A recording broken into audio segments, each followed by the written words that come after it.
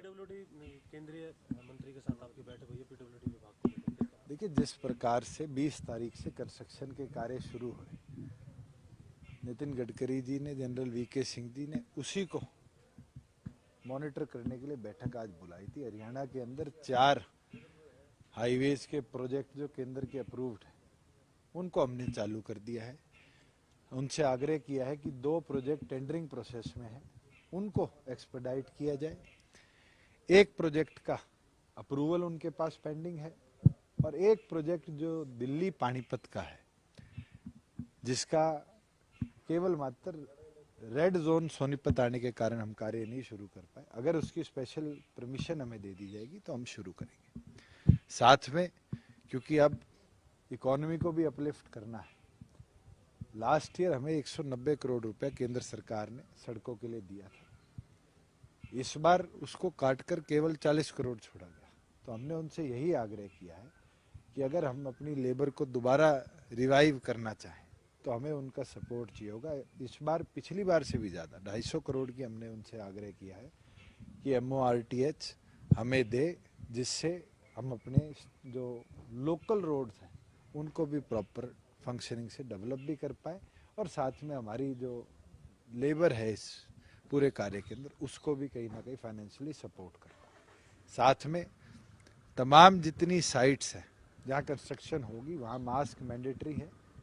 साथ में सैनिटाइजर्स की उपलब्धता काम पे आते ही और हर 2 घंटे के अंदर ये आदेश हमने जारी करे हैं कि निरंतर प्रॉपर सैनिटाइजेशन सारे वर्किंग एरियाज की करी जाए, जिससे किसी तरह का भी इन्फेक्शन फैलने का खतरा कम हो।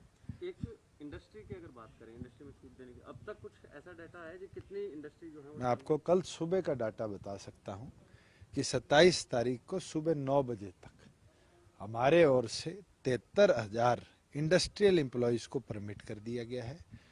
2,06,000 ईंट भट्टों पर जो एम्प्लॉयज हैं, लेबर है, उसको परमिट कर दिया गया है और उसके साथ 16,928 कंस्ट्रक्शन इन साइट से इन सेटू साइट्स पर जो लोग थे उनको हमने परमिट किया। हमने और लिबरल होते हुए जो हमारे ग्रीन जोन है उसके लिए एक विशेष सब कमेटी बनाई है कि जो पहले रिस्ट्रिक्शन 5 लोगों तक थी कि 5 से कम वाली साइट्स को खोल दिया जाएगा, अब उसके अंदर जो ग्रीन जोन्स में है उसके ऊपर विचार चल रहा है कि जहां 20 एम्प्लॉयज तक है उनको फिर गवर्नमेंट के अप्रूवल की, इंस्पेक्शन की इंतजार करने की जरूरत नहीं, वो अप्लाई कर अपने फंक्शंस को स्टार्ट कर सकते हैं, वो चाहे किसी प्रकार के एसेंशियल नॉन एसेंशियल कमोडिटीज हो।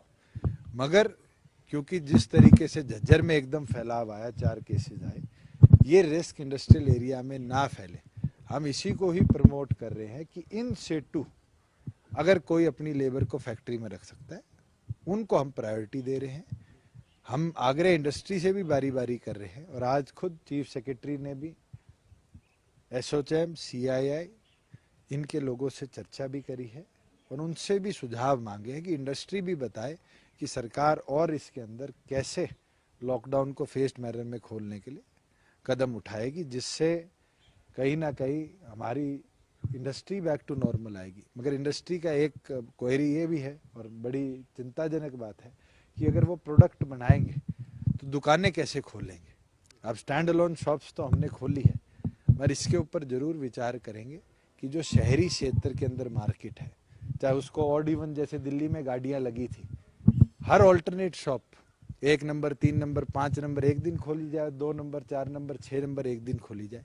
इस तरीके से अगर हम दुकानें शहरों में भी खोलने लगेंगे तो शायद जिंदगी सामान्य तौर पर वापस 3 तारीख के बाद आने लगेगी। दिल्ली के अंदर आंकड़ा 3,000 से पार पहुंच चुका है और दिल्ली से लगता हुआ हमारा देखिए, हमने बहादुरगढ़ को, सोनीपत बॉर्डर को कम्प्लीटली सील कर दिया है, क्योंकि जो 2 केस झज्जर के अंदर और सोनीपत के अंदर दिल्ली के सरकारी कर्मचारियों के आए थे, हमने दिल्ली सरकार से आग्रह किया कि इनका आवागमन बंद किया जाए, क्योंकि उससे खतरा कहीं ना कहीं हरियाणा का जो कोरोना के खिलाफ लड़ाई है उसको बढ़ता है। और यही हमारा प्रयास है कि हरियाणा को हम कोरोना नेगेटिव प्रदेश बनाकर छोड़ें। ट्रांसपोर्ट को लेकर कोई चर्चा हुई है सर कि ट्रांसपोर्ट इंटर डिस्ट्रिक्ट या विद इन डिस्ट्रिक्ट? देखिए, उनने ये सुझाव रखा है और इसके लिए क्योंकि मेरे साथ वहाँ पर मूलचंद शर्मा जी ट्रांसपोर्ट मिनिस्टर मौजूद थे, मैंने उनसे आग्रह भी किया है और कल तमाम जितनी हमारी यूनियंस हैं उनकी और साथ में आरटीएस की उनने एक वीडियो कॉन्फ्रेंसिंग बुलाई है जिससे सुझाव लिए जाएंगे कि हम कैसे ट्रांसपोर्ट को बैक टू नॉर्मल लाएं। पब्लिक ट्रांसपोर्ट जैसे रेल है, बस है, अभी 3 तारीख तक इसको खोलने का सरकार का कोई सुझाव नहीं। रेवेन्यू को लेकर के एक बड़ा चैलेंज जो है वो सभी राज्यों के सामने है। पंजाब के मुख्यमंत्री ने हाल ही में एक बयान दिया है जिसमें उन्होंने कहा कि गृह मंत्रालय ने रोक लगा रखी है रेवेन्यू के सबसे पहले स्रोत शराब के ठेकों पर।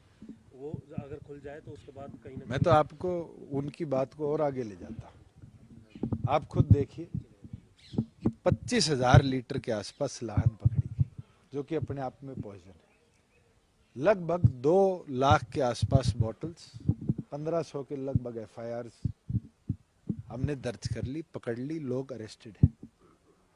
बूट लेगिंग जिस तरीके से बढ़ रही है, आज रेवेन्यू लॉस तो हर प्रदेश को हो रहा है, मगर अवैध शराब का जो कारोबार 1996 से 99 तक चलता था, कहीं ना कहीं उसको बढ़ावा हमें देखने को मिल रहा है। और पुलिस जो लॉकडाउन में व्यस्त थी, आज हमें पुलिस को भी डाइवर्ट करना पड़ रहा है कि ऐसे इलीगल कार्य को रोका जाए। मैंने तो कल आदेश जारी कर दिए है कि तमाम वेयर हाउसेस जिनका स्टॉक 31 तारीख को लिया गया था उनको इंस्पेक्ट किया जाए। किसी के भी स्टॉक में अगर कमी पाई जाती है तो उसके खिलाफ हम कड़ी से कड़ी कार्रवाई करेंगे कि प्रदेश के अंदर इस तरह की गतिविधि बंद हो। रेवेन्यू जिस दिन खुलेगा उसके बाद भी हम नए एक्साइज ईयर को शुरू नहीं करेंगे, हम प्लान्ड तरीके से इसको शुरू करेंगे। रेवेन्यू के लिए हमने रजिस्ट्रियां खोल दी है। कल के अंदर सरकार को 2 करोड़ रुपया अलग अलग जिलों से रेवेन्यू आया है, मगर वो इतना बड़ा सोर्स नहीं है, मगर सरकार अपने हर संसाधन को बेस्ट पॉसिबल तरीके से यूटिलाइज कर रही है। सर, एक प्रधानमंत्री ने जो कहा है कि लाल डोरा जो ग्रामीण क्षेत्र के लिए जो उन्होंने अपने संबोधन में कहा था, उसको लेकर भी हरियाणा के रेवेन्यू आपके मंत्री होने के नाते क्या कोई आप गाइडलाइन? मैं तो प्रधानमंत्री का धन्यवाद करूंगा कि जो पायलट प्रोजेक्ट हमारी सरकार ने बनते ही शुरू किया और उसको 26 जनवरी को एक मॉडल के तौर पे पूरे प्रदेश में लागू किया, सिरसी गांव को लाल डोरा मुक्त बनाना।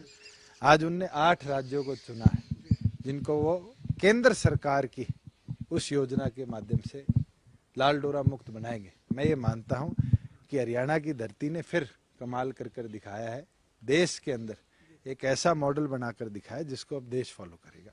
और देश को भी मैं ये मानता हूं कि लाल डोरा मुक्त करने में अगर हरियाणा की प्रयासों का, टेक्नोलॉजी का कोई उपयोग कहीं करना पड़ेगा तो हमारी टीम पूरी तौर पर तैयार है, हम उनका सहयोग। पंचायतें बहुत बढ़ के आ रही हैं सर कोरोना के लिए रिलीफ फंड में दान।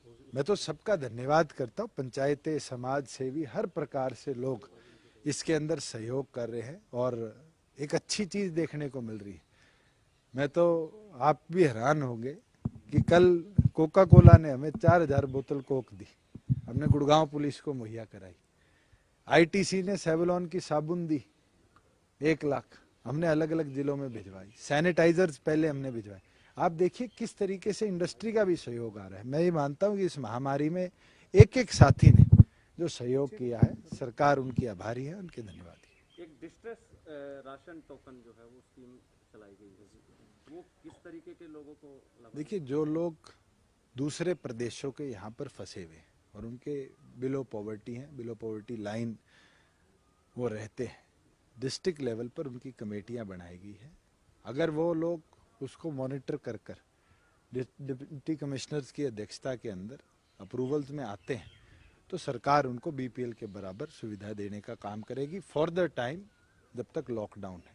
ये कोई व्यवस्था 5 महीने, साल, 2 साल की नहीं है, महीने के लिए व्यवस्था बनाई है। और आज जरूरी था कि जो लोग हमारे यहाँ रहते हैं, कोई बिहार का है, उसका राशन कार्ड उसके गांव का बना हुआ है, कोई बंगाल का है, कोई उड़ीसा का है, आज कहीं ना कहीं वो वहां से राशन खरीद कर नहीं ला सकता। फिंगरप्रिंट क्योंकि सारे देश के अंदर बंद कर दिए गए, तो ऑनलाइन भी उसका डाटा हम रिकॉल नहीं कर सकते, तो डिस्ट्रेस में है और उसके लिए इस तरह की व्यवस्था हमने बनाई। धन्यवाद।